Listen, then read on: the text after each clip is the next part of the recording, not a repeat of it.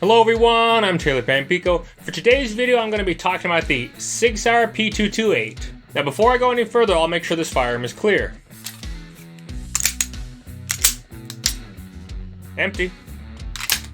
Let's continue, shall we? One thing that did make me want to actually get this firearm a little bit more than normal was this is a much earlier SIG Sauer. It's actually stamped on the slide, made in West Germany. Surprisingly, for as long as I have had it, I haven't actually looked up the date codes which are stamped on the frame to determine what exact year it was made. But I'll get around to that one day. It was about 5 years ago when I had the opportunity to shoot the SIG Sauer 226 Legion, in which I was really stoked about. I always wanted to get one, and then after shooting it though, I wasn't as satisfied with it. I think it was a short reset trigger, which are nice triggers.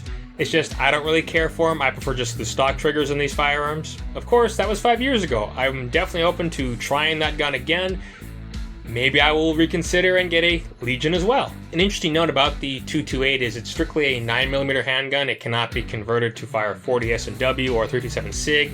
That would be the SIG Sauer 229, which is a much heavier duty firearm. Of course, that was kind of the reason I would have wanted a 229 over a 228, is that way I could, if I wanted to, put the conversion barrel to shoot 40 S&W out of it, or even 357 SIG, but overall I would probably just stick with 9mm anyway. Another aspect about the 228 I do like is it doesn't have the accessory rail. I just prefer the look of the firearm without the accessory rail, though that wouldn't dissuade me from actually buying one with the rail either. Now of course, while the 228 is not officially in production, you can find one similar to this which are known as the M11.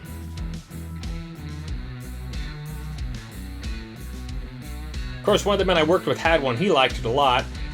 I didn't know that the particular firearm was still in production at the time. I probably would have, if one was available, would have gotten one of the newer M11s.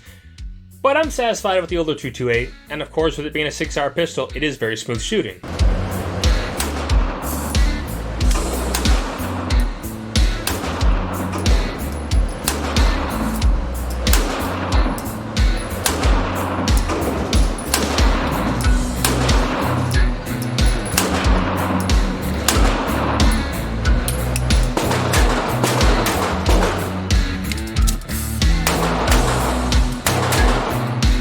If you're a fan of SIG Sauer pistols, I definitely would recommend a 228 if you don't have one already in your collection. While the factory magazine is only 13 round capacity, Mech-Gar does offer them in 15 round capacity as well. Considering I purchased this firearm before the occurred, there was a bunch of extra Mech-Gar magazines lying around at distributors. I had about 5 of them ordered for me.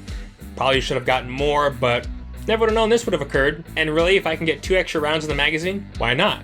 Well anyway, this is just going to be a little bit of a tangent video about my SIG Sauer P228. As always, I hope you enjoyed it. If you did, remember to subscribe if you haven't already. Click that bell icon so you're notified when I upload new content. Leave any comments you have in the section below, and have a good day.